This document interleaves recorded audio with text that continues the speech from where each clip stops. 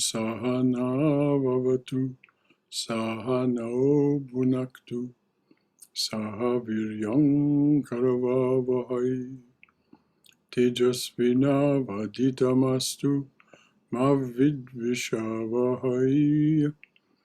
Om Shanti Shanti Shanti.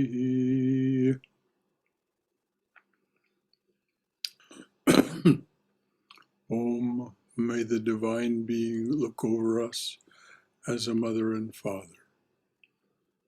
May the Divine Being support and nourish us as a mother and father. May we have the strength and skill to study together the art of spirituality. May no misunderstandings arise amongst us. Om, peace, peace. Peace be unto us and to all beloved beings everywhere.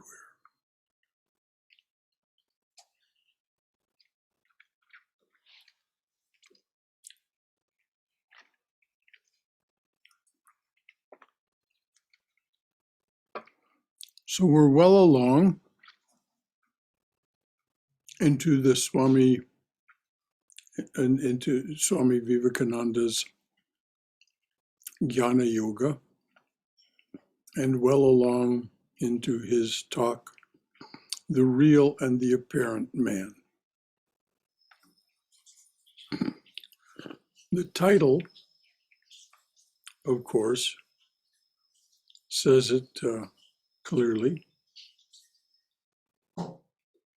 He's trying to distinguish for us what it is that makes us think that the apparent human being is the real human being, and that belief, of course, in the apparent human being masks the reality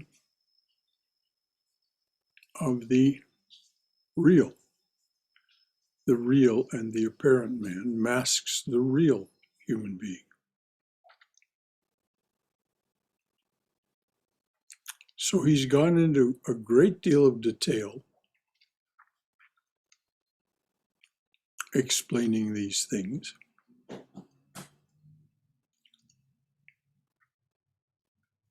He's taken us here and there in philosophy and spirituality and ethics, morality. Is there anything left over from our previous gatherings that needs any comment or discussion from your point of view? Anything you'd like to add or anything you'd like to bring up about what's been said so far?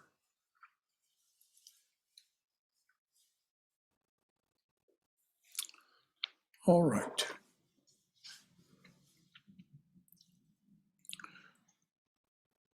We'll start back a few sentences from where we left off last time and read into what the Swami is saying. Omnipresent is the soul of man. Omnipresent is the self of man, Omnipresent is the self of man. Where is it to go? Where is it not to go? It is everywhere. Omnipresent, everywhere. It is everywhere. So, so all this childish dream and puerile illusion of birth and death, of heavens and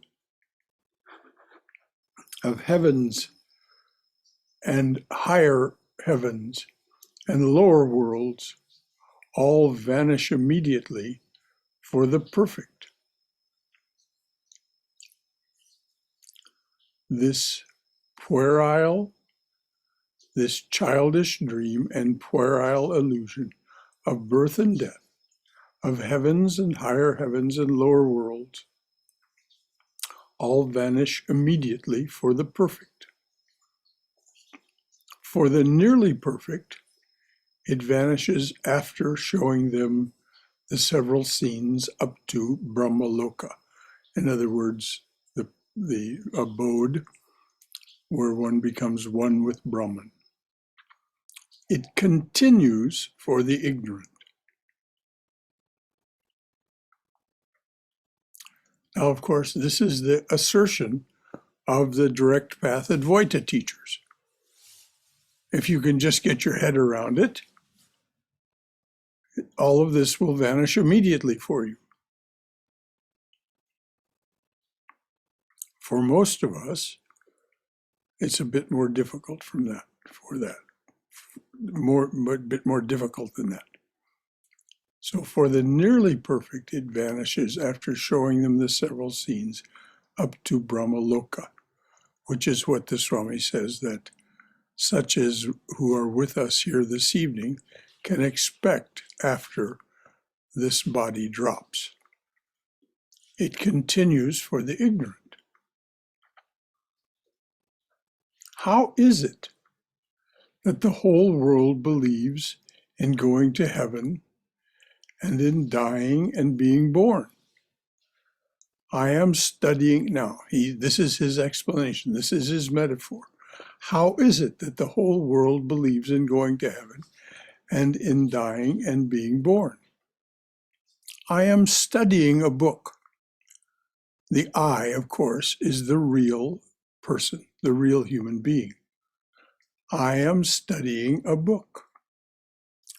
Page after page being read and turned over.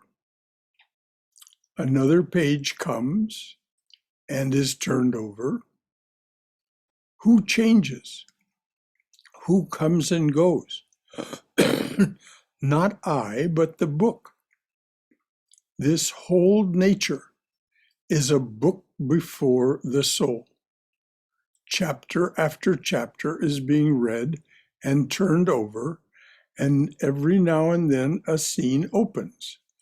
That is read and turned over, a fresh one comes, but the soul is ever the same, eternal.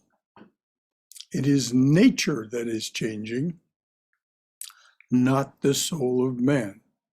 This never changes. Birth and death are in nature, not in you. Yet the ignorant are deluded, just as we under delusion think that the sun is moving and not the earth, and just so important here, just as we under delusion think that the sun is moving and not the earth. In exactly the same way we think that we are dying and not nature. These are all, therefore, hallucinations, just as it is a hallucination when we think that the fields are moving and not the railway train. Exactly in the same manner is the hallucination of birth and death.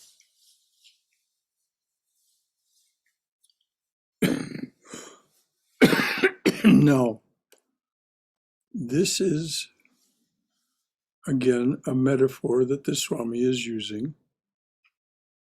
The book, the sun moving rather than the earth moving, the fields moving rather than the train moving.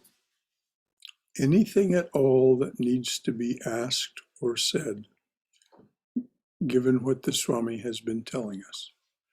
What is your reaction to all this?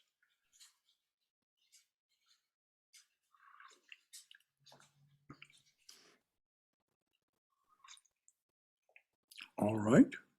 Brother Shankara, this is Haima. Yes, Haima. I am looking at this. Birth and death are in nature, not in you. That is, I know Swami is correct, but it's so difficult to swallow that because we see the death of a person. We don't see that person anymore. Of course, we remember their memories and all this. And it's so hard to swallow that not in you. So that's the one I'm just contemplating on.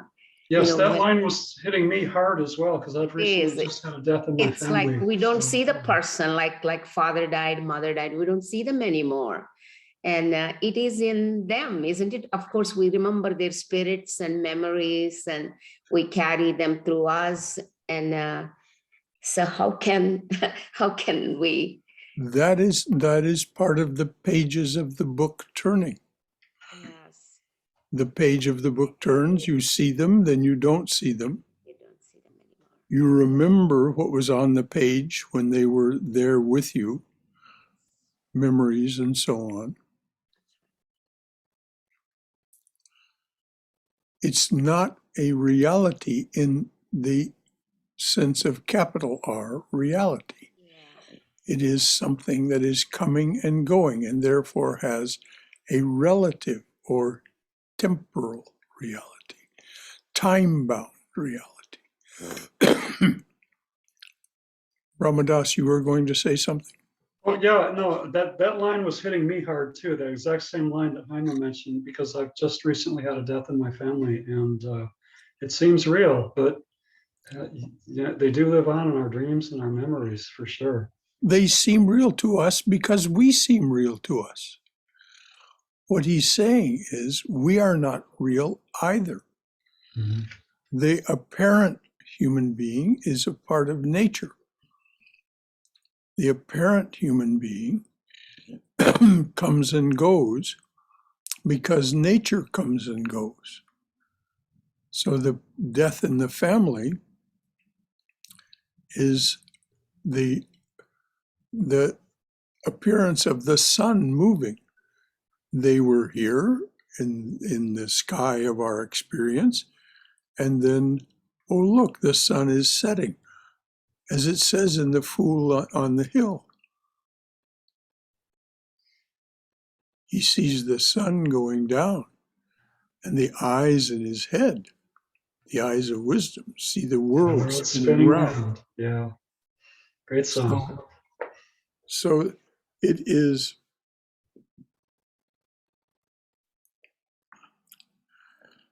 it's not that it has no reality.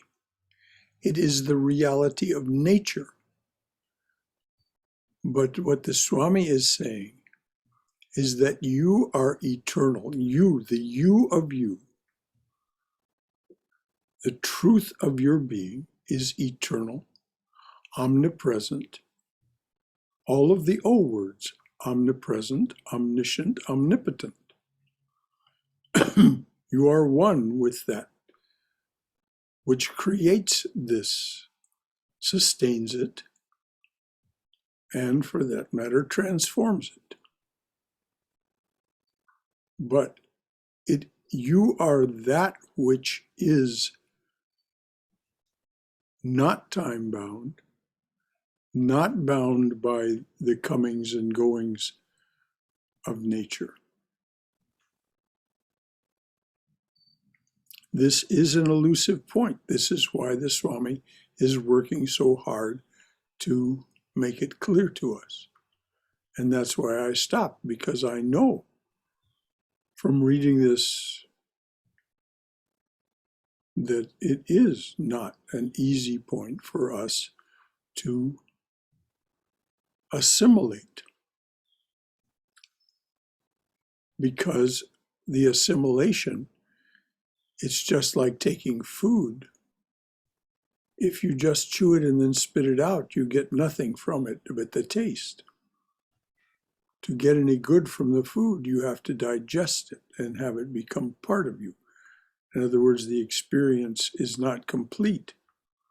Well, the same thing is true of this business that the Swami is saying. We have to experience it. And he's trying to give us the tools whereby we will be able to pursue that experience. Because clearly we are among the nearly perfect, not the perfect. Because the perfect wouldn't need to think about this, study this, or they might for a time, but it would not occupy their attention for long. They would get it and go on.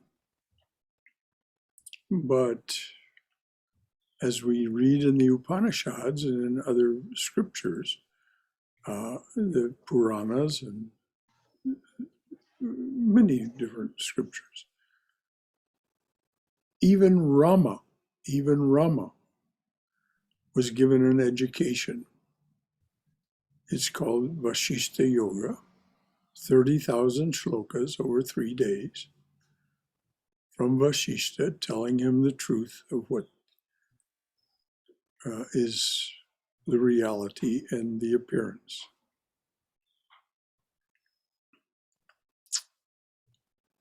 So anything else before we go on? This is exactly what we should be doing. We should be getting it clear what it is that we understand from this.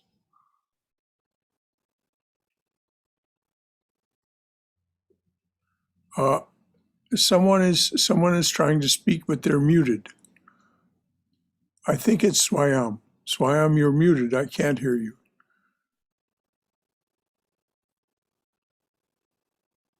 Swayam, if you're speaking, I can't hear you. She's speaking, but we can't hear her. Yeah, we can't hear her. Something with the speaker. Swayam, we can't hear you. I'm sorry, dear. All right. Swayam, to everyone. I'll fix it and ask later. Okay.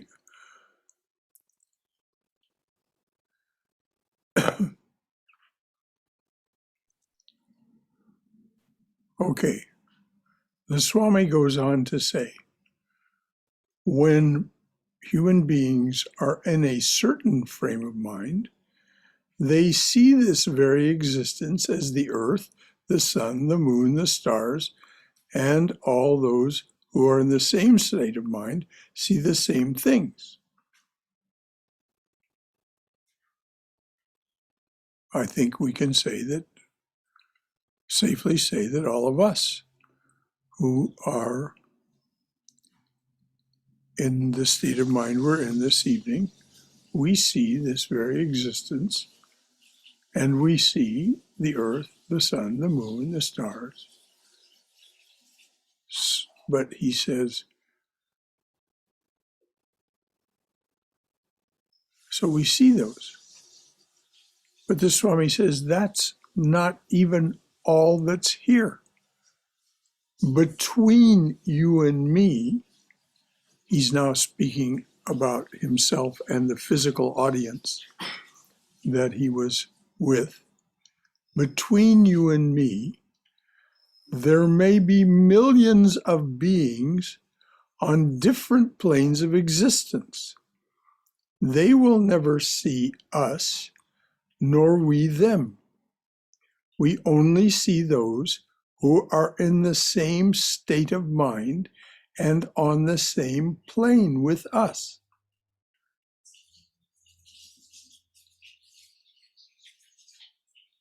That is going to be now explained in terms of some metaphors.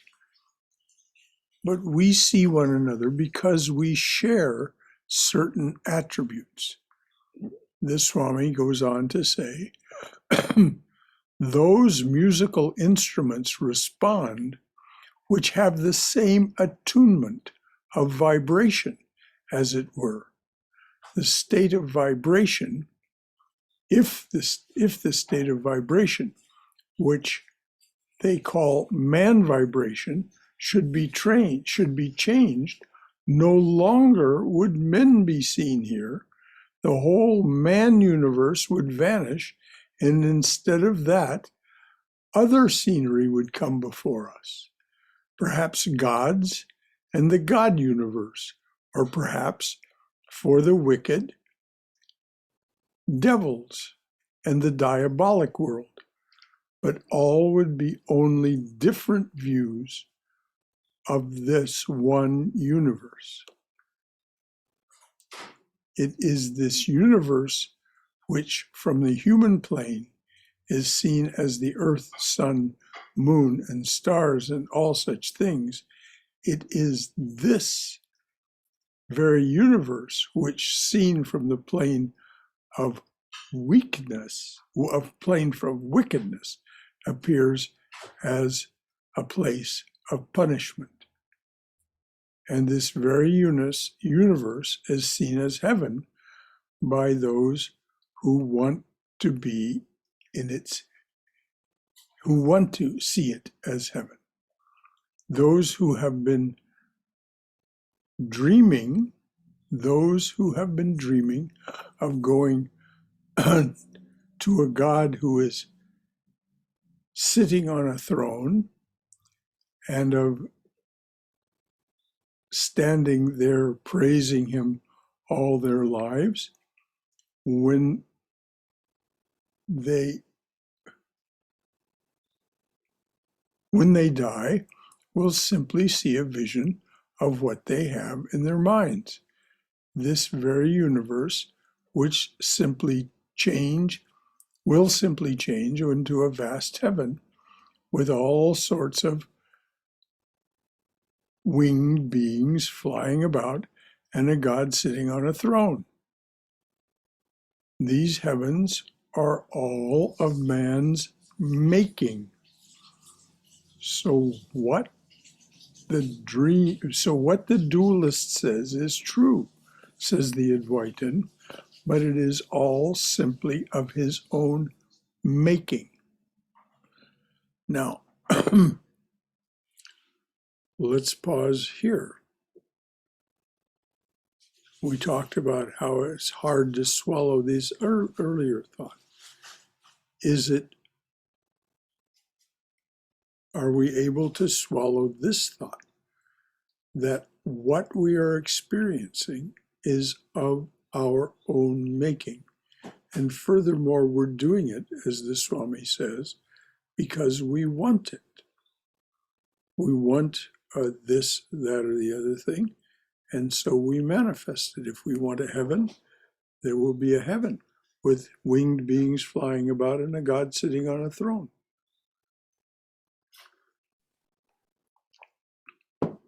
I agree with that, Brother Shankara. We can create our own heaven, we can create our own hell, whatever we call it. You know, misery, I would say misery. We can create our misery or we can create our life as heavenly life. That depends on how we do it, like through meditation and finding self, so many other ways. But meditation takes us beyond the apparent. It will, in the beginning, help us purify what we are experiencing, and we will see it more clearly for what it is. True.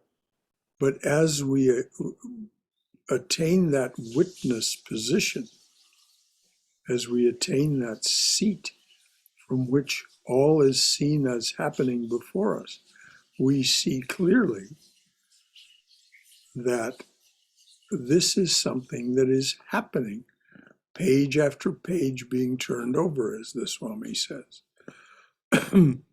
Not something that is real in any deep sense.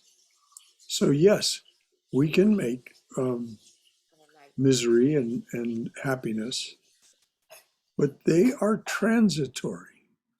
That misery comes and goes. Come and go. Happiness comes and goes. So by definition, by the Swami's definition, it cannot be real. It is simply nature changing. And because an aspect of us is part of nature, we are the part that comes and goes, is born and dies. But it's making that misery and that happiness. And the reason that it's doing it is because we like it. How we react towards the events create our misery or happiness, even though it comes and goes. each time. Our reaction towards the events That, is the one which creates our well, happiness. we, according to the doctrine of karma, we create the event as well as our reaction to it. That is true. That is true. Thank you, Brother Shankara. That is true.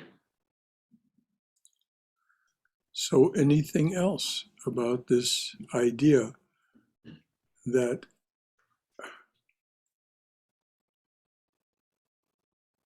Yeah, yeah, go ahead. I'm glad we're discussing this because I've read Jnana Yoga several times, and every time this line has always intrigued me.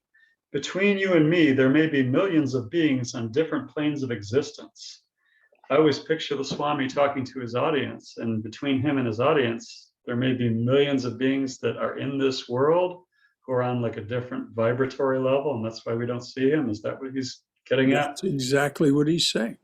Mhm. And those beings who practice enough of what Patanjali teaches will see those beings.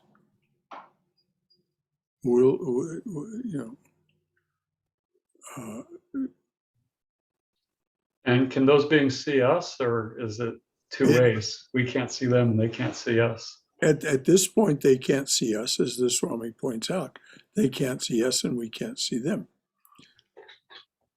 Those who become very advanced in Raja Yoga can not only see these other beings, but manipulate them for their own selfish purposes.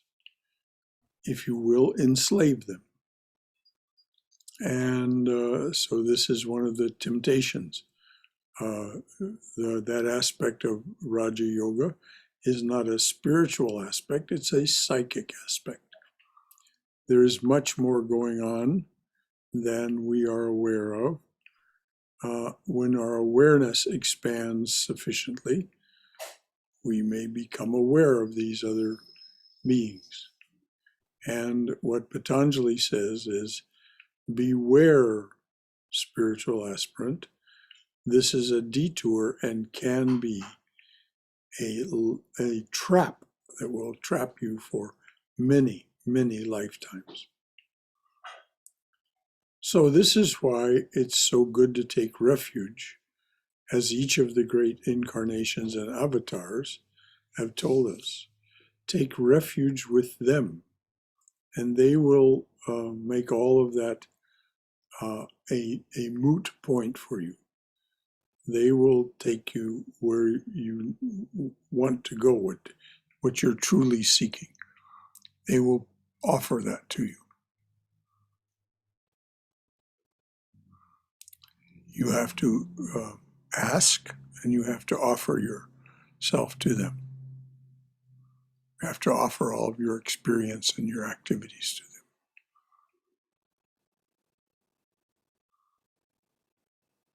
The Swami is not talking about that here, though. He's talking about self-effort.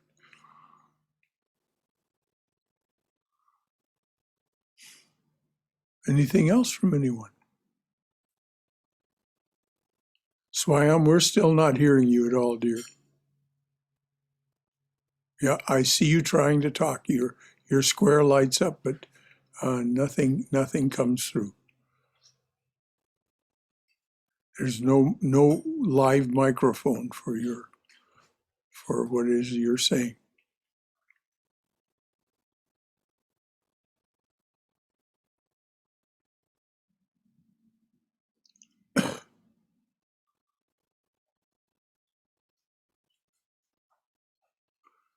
Okay. So the Swami has been talking about various spheres, vibratory spheres. And he says these spheres and devils and gods and reincarnations and transmigrations are all mythology. So also is this human life. Now that is a very great statement. These spheres and devils and gods and reincarnations and transmigrations are all mythology. What's the definition of a myth, of mythology, shared belief. A myth is a shared belief. So the Swami is saying, this is all just a shared belief. So also is this human life. This human life is a shared belief with its limitations, its joys, its miseries. All of this is a mythology. The great mistake that men always make is to think that this life alone is true. They understand it well enough when other things are called mythologies, but are never willing to admit the same of their own position. The whole being, the whole thing, as it appears, is mere mythology. And the greatest of lies is that we are bodies, which we never were, nor ever can be. Then the greatest of all lies is that we are bodies, which we never were, nor even can be. It is the greatest of all lies that we are mere men. We are the God of the universe. Now, here is the Swami's absolute flat-out declaration that our belief, our shared belief in the truth of these bodies that appear to us, here we are, 12 people. There are 3 times 4 squares here. 12 people, all in the shared belief that we are these stardust spacesuits.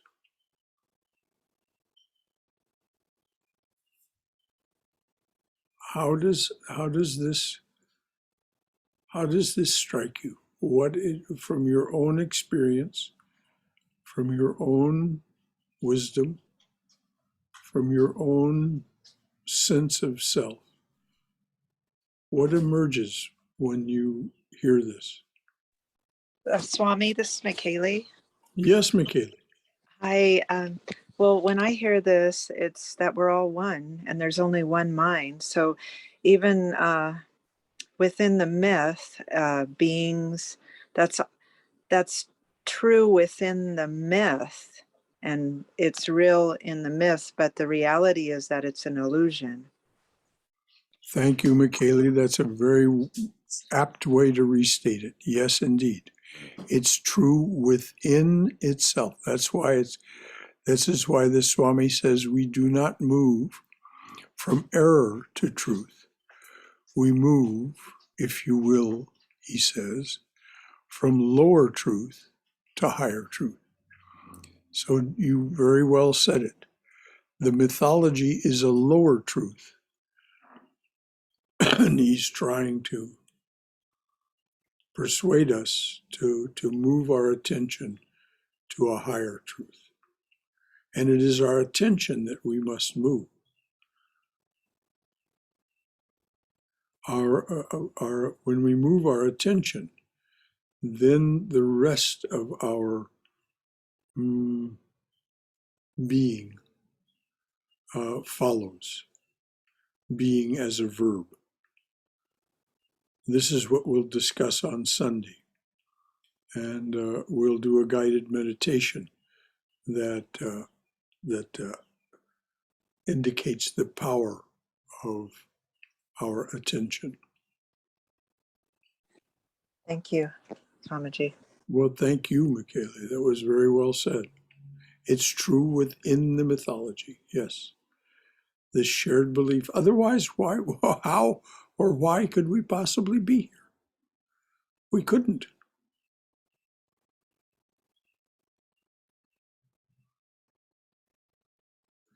Anything else from anyone?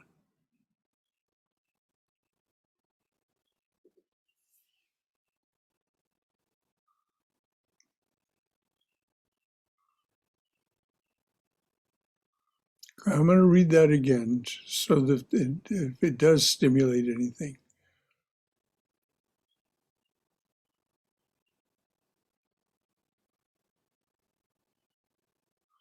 These spheres, these vibratory spheres that the Swami has been talking about, these various levels of vibration, these spheres and devils and gods and reincarnations and transmigrations are all mythology.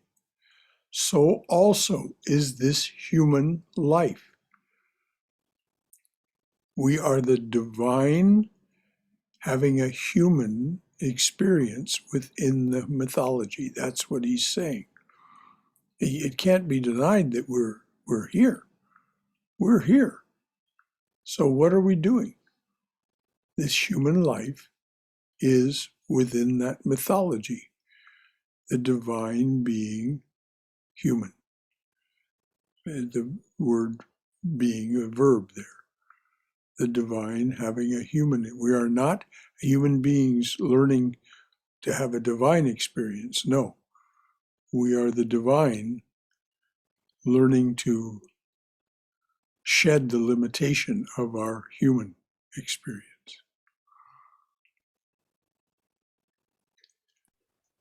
Swamiji, this is Michaela again.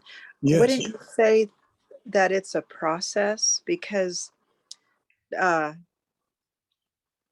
it's the mythology helps. It's kind of like going through therapy. It helps you to see things. And so it's a process until one realizes that it's then all an illusion. But the mythology the process, it helped you to get to where you're at, to see that it's an illusion. Very, very well said, Michaela. Every one of the senior swamis that I've ever known has said it is a process.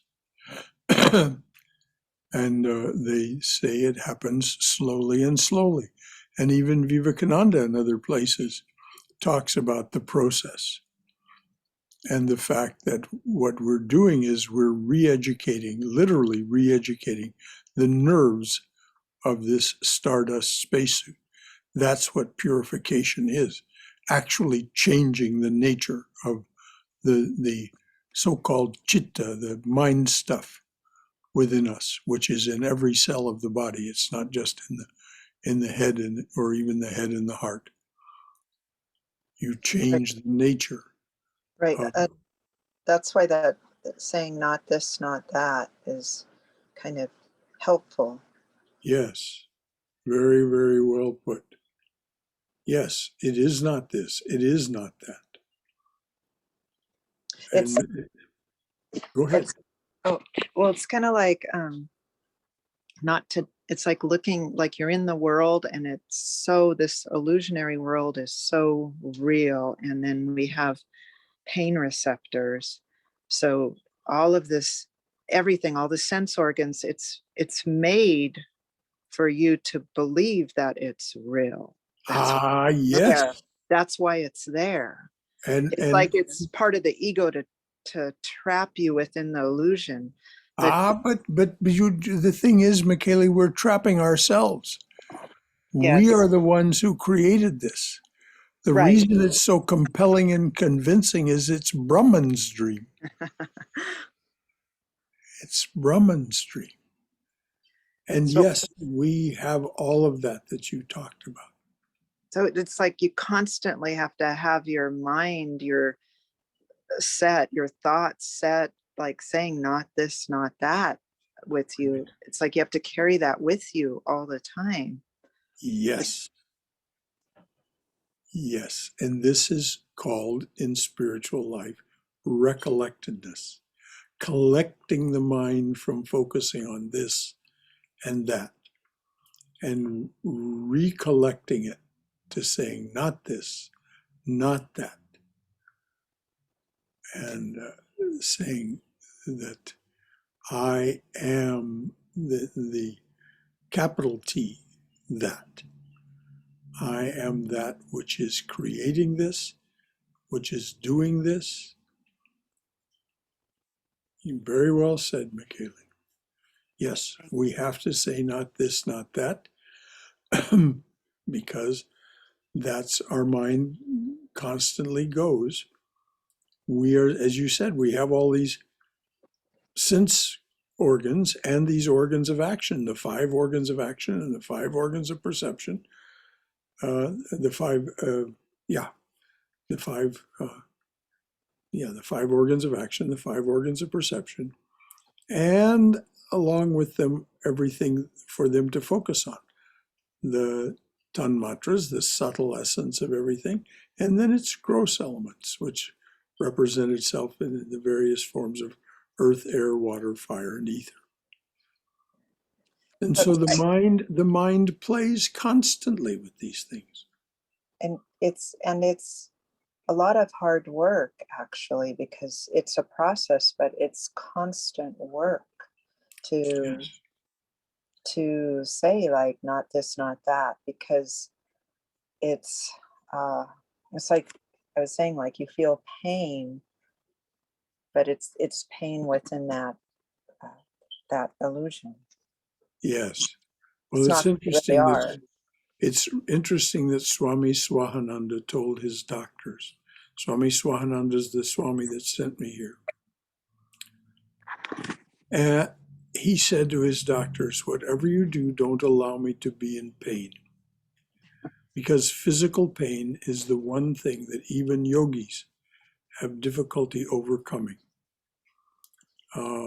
As we know in the story of Sri Ramakrishna's sannyas, is Advaita Guru Totapuri. Even he was unable to master the physical pain of amoebic dysentery, and so wanted to commit suicide. Mm. So what the Swami told his doctors, whatever you do, do not allow me to be in pain. I would rather have the effects of the painkillers and deal with those in my awareness and in my consciousness than pain. Physical pain is very difficult, very difficult. Yeah, we in hospice, we make sure the patients are comfortable with pain meds and calming. Yes, So, yeah, exactly. So that they can transition as peacefully as possible. exactly. Because the body is, it's like a hindrance. Yes. Oh, yes. Thank you. Because it occupies the attention so much. Yes. Very hard to say not this, not that to pain. Yeah. Can you hear me now? Yes, we can, and we're very glad to, Swam. Thank you. I have a quick comment and then a question that I'd been wanting to ask from the Yes, previous dear. pages. The comment is that the one thing that kind of helps me in my contemplation is the dream state, where the mind is temporarily disconnected from the senses or the receiving the senses. But our mind then creates so many things. I mean, bizarre. Next morning when we get up, it's like, what in the world was that? Yes. And so I guess when we transcend all of that in deep meditation, then we will realize that this is a dream. This is what Swami Vivekananda and other great teachers tell us, that this too is, and he's telling us, he's characterizing it now rather than as a dream, as a myth, as a mythology. But it's the same thing. A mythology is a system of commonly shared beliefs. That's what a mythology is. And you can hear, and you can go online on YouTube and hear the great storytellers of various cultures rehearse their the mythology of their culture. In the Celtic countries, they're called Shanakis. Shanakis are the great storytellers who tell and retell and embroider and the mythology of the Celtic peoples. And it's a fascinating thing. And it's not altogether a bad thing, particularly because the mythologies of most cultures are uplifting rather than downgrading. They'll give you a higher opinion of yourself rather than a lower. So in that sense, they're auspicious. But you're absolutely right. So now, what was the question? The question is, in page 326, it says, this whole nature is a book before the soul. Chapter after chapter is being read and turned over, and every now and then a scene opens. So that's the part I couldn't get. What is the every now and then a scene opens? This is when you're reborn. This is when you're, so that we turn over the pages of the book, then the book gets put away. We go to wherever we go during the interim when we're not embodied, and then we come back and a new scene opens. So the book begins again for us, and now we begin to turn over the pages again. Or nature is turning over the pages for us, is what the Swami is saying. With our active cooperation. As he says, we're making it. We, the divine, through our human agency, through these 5 organs of perception, 5 organs of action. And it's interesting that what is active during sleep, when we dream, is our memory. Because the mind, if you remember in Sankhya, the mind is defined simply as the recording faculty.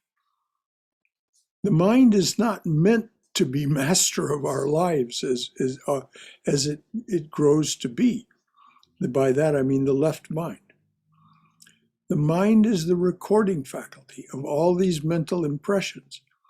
And so while we're asleep, the gunas continue to touch on all of these old mental impressions, or even the ones that we just gained during that particular day. And so as you said, all kinds of bizarre, disconnected things will happen. They seem reasonable while we're asleep when we're dreaming, because that's what we have this capacity to knit things together and make them seem consistent and coherent. In fact, they're not at all. As you said, you wake up and it's bizarre and you think, what in the world was that?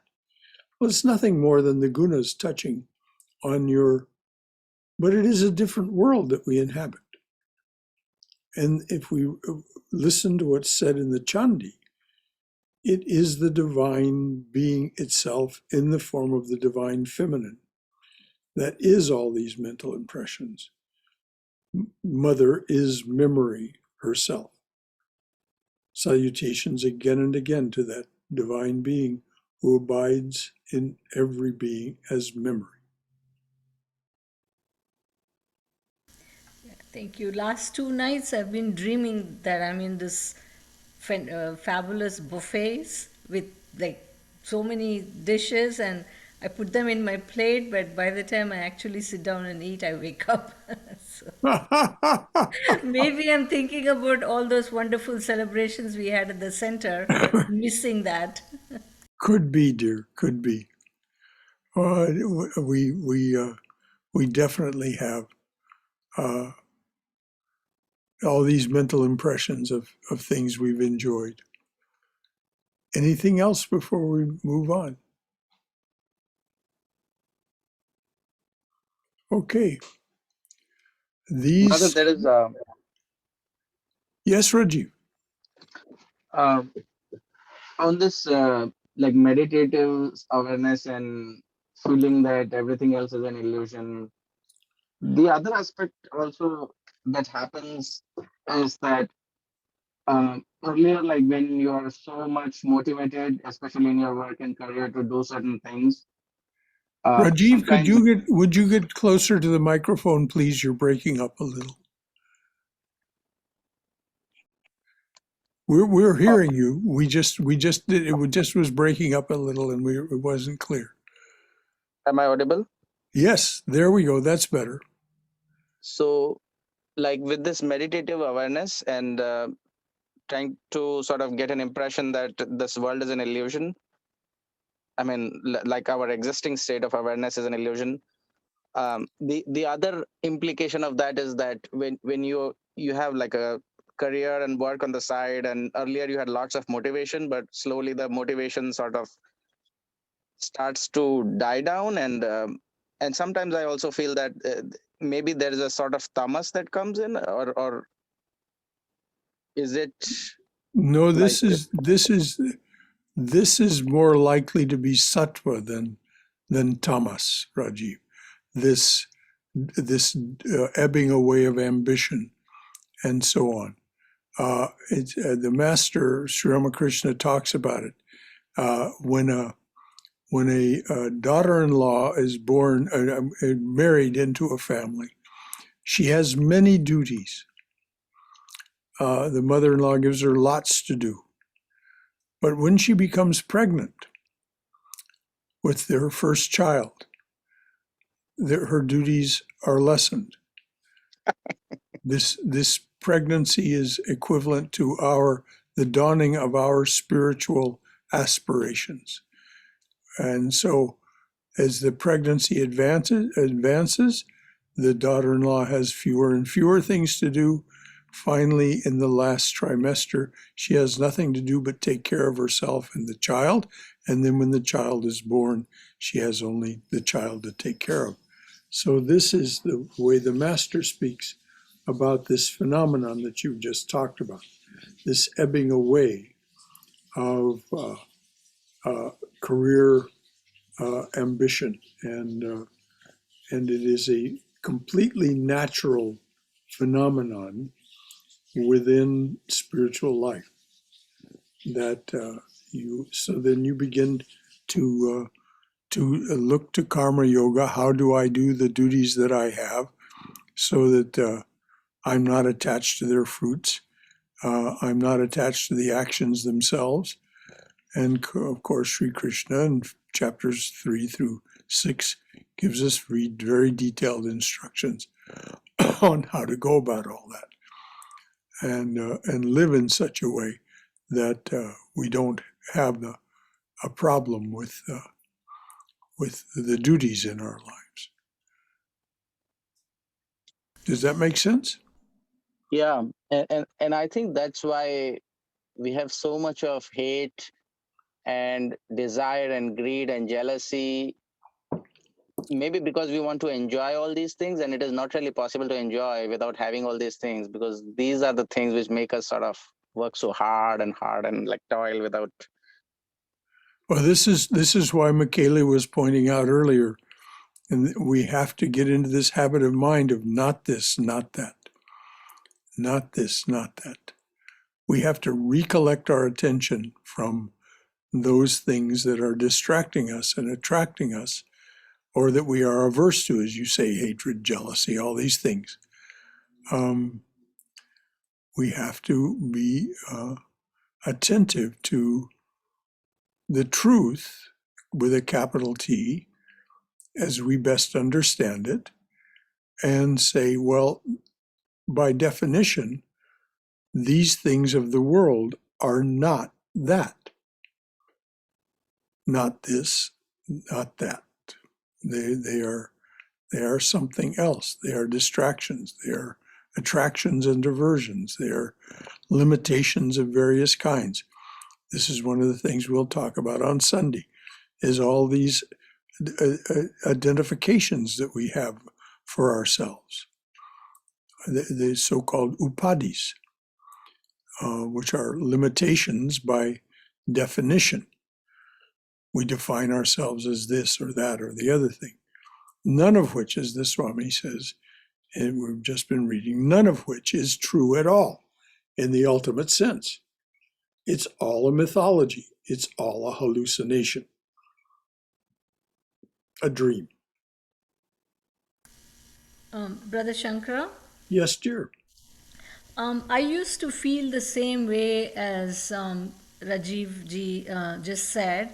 After working so many years, when I decided to quit, then I started having all these guilt because a lot of my colleagues are still working. And did I stop because I got frustrated or didn't like the current healthcare environment, and all those guilt and negative feelings. But then, like you said, if it was coming from tamas, then I would have replaced it with watching movies and being a couch potato, or Yes. doing.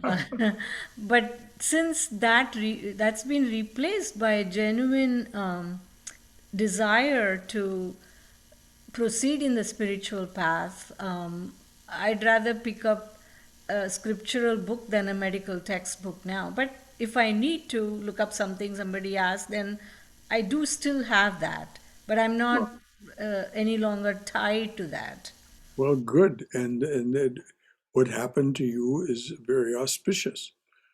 Well, and it was no cause for recrimination whatsoever, no cause for guilt.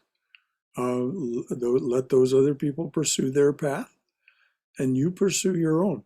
This is one of the characteristics of the spiritual devotee, of the spiritual aspirant, is self-determination. They don't allow the culture, even the culture of the workplace in which they strove so hard to be a part. You worked your butt off to become a doctor. Well, you became a doctor, you worked for many years as a doctor, and then it was no longer satisfactory for reasons of your own. No reason to let that compel you to the momentum of that career, compel you to stay within it. No, self-determination. And of course, that has many, many aspects to it. And one of them is this that Michele brought up so eloquently before: not this, not that. I am not this. My life is not this. My life is not that. Because we begin to believe in what we sense within ourselves rather than what we've been told and educated to. If we behave the way this society wants us to behave, we'll be a drone that does nothing more than produce and consume.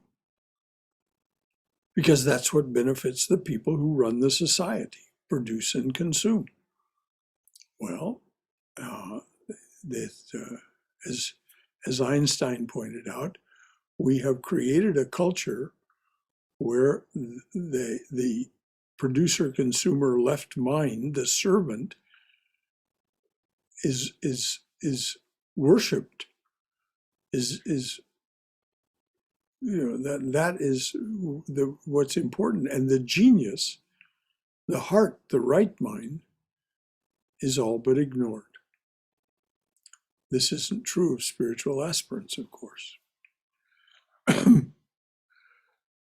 So anything else? It's now 8:30. This has been a very good class from this side of the screen. Any final thoughts from anyone at all?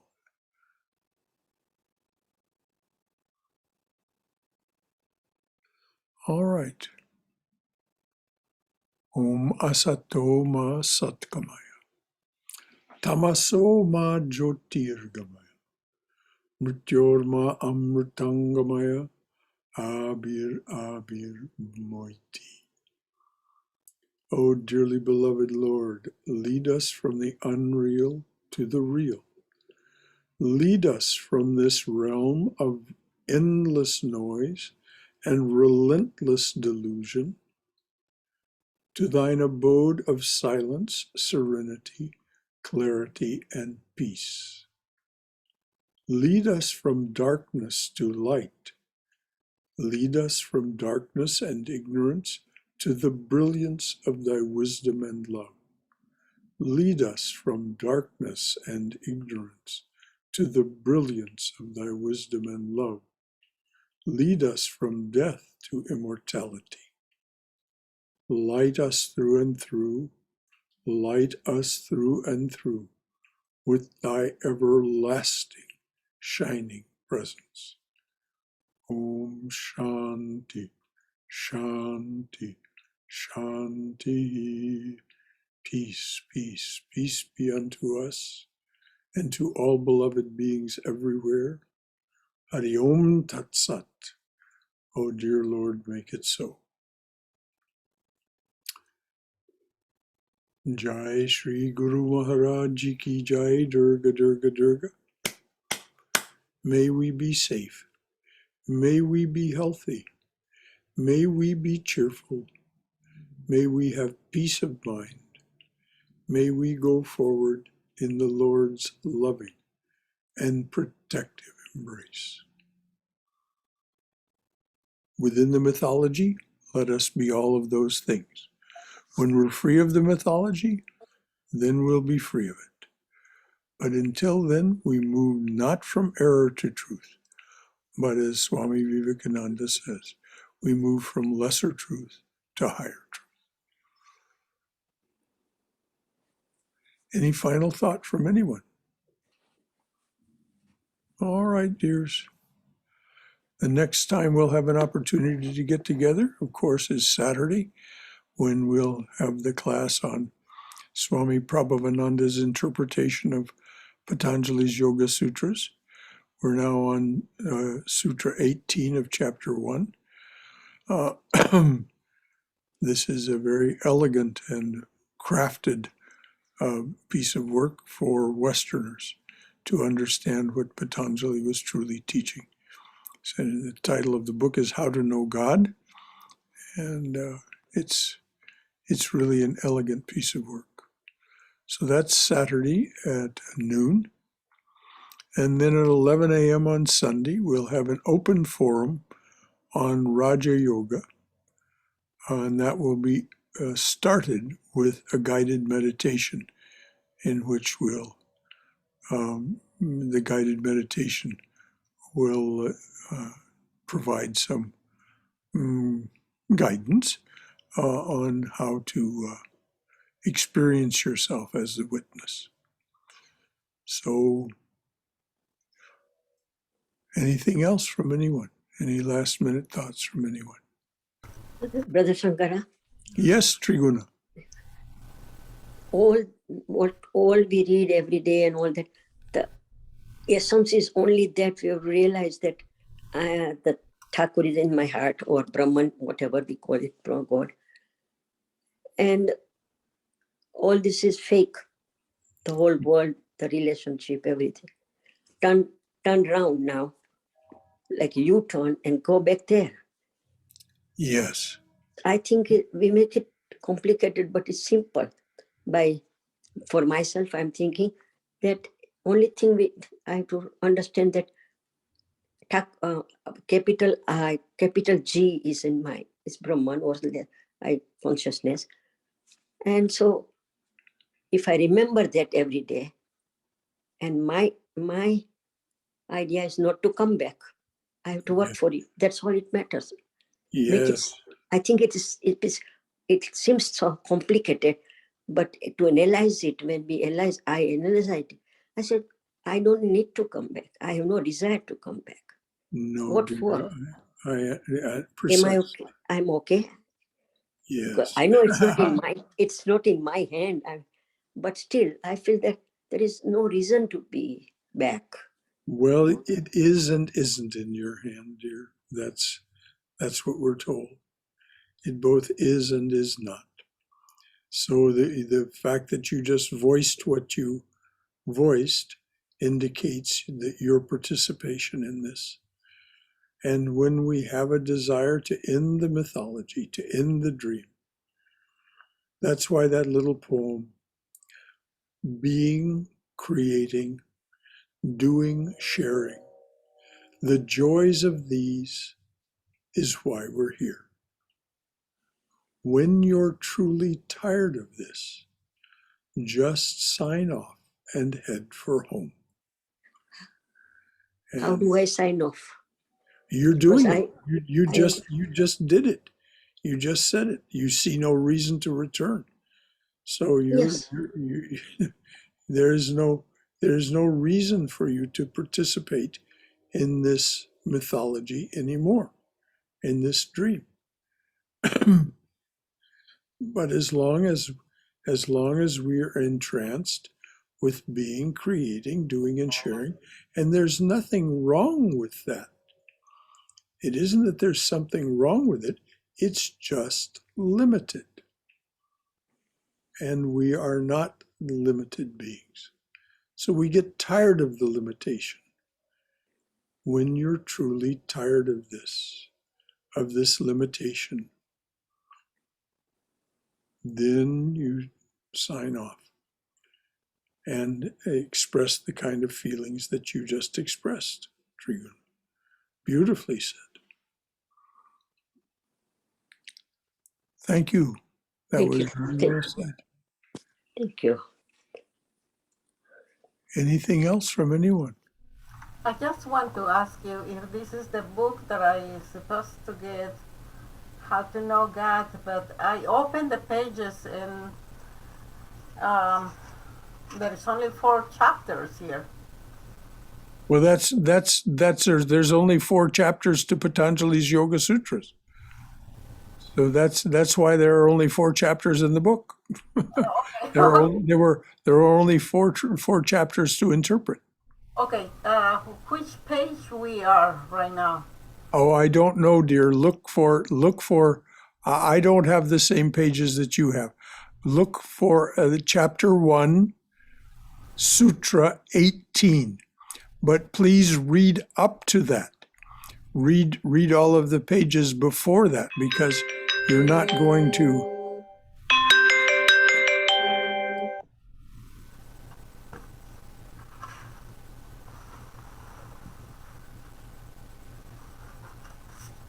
You're not going to get the message of Sutra 18 until you've read the other pages. Okay. All right. Thank you. Thank you, Shankara. I got the rest of the books this morning. Good, excellent. Yeah, I need to read. I have a lot to read. Yes, well, Thank you. it's all joyful reading. Yes. Thank you. Anything else from anyone? Thank you, Maria. All right, dears.